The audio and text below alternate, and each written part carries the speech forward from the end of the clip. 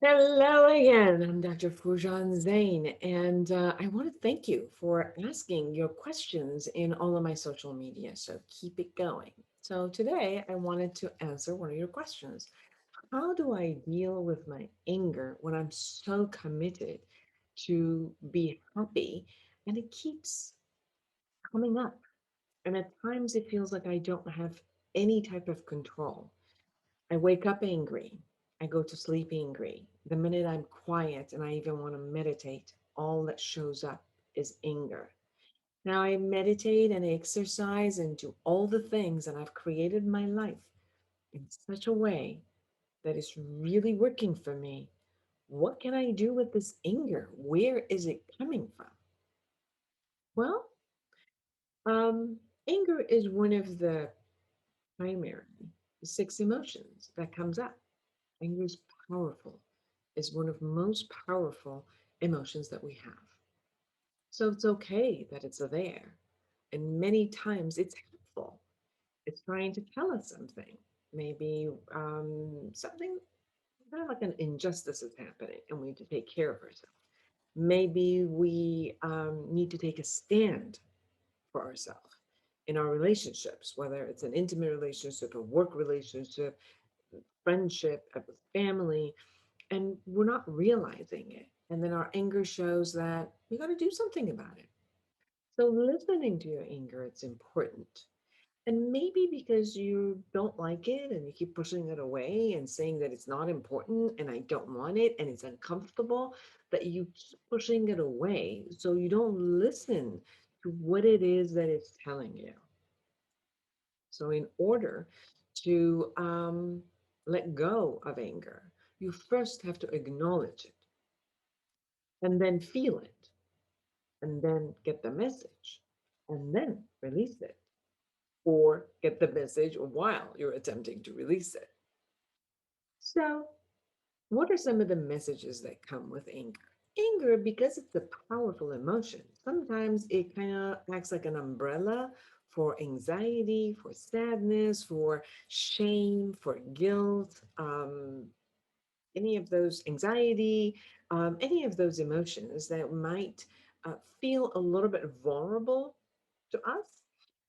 We might have the experience of showing anger and having it be under that because maybe that was okay in the community we lived in the family system we lived in, and plus that it makes us powerful, doesn't make us vulnerable. Although when we act angry, then it will also make us vulnerable to the world because it also produces anger for other people who would want to defend themselves or attack us because maybe they felt attacked by our anger. Now, how do you release your anger? Releasing it, some people have comes in their hands, some people comes in their jaws, some people have it in their legs. It shows up in your body as heat, as really intense chemicals and vibrations that really need to be released.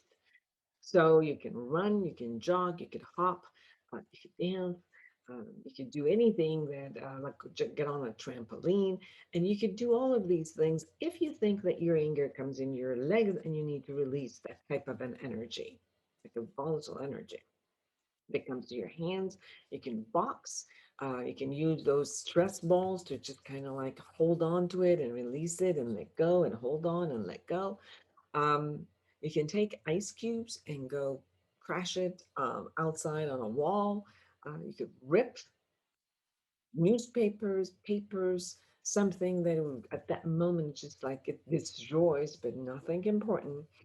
And you could definitely punch something soft, like a boxing mat or your pillows or your mattress, but nothing, not your wall. Remember, you don't want to destroy anything and you don't want to harm yourself.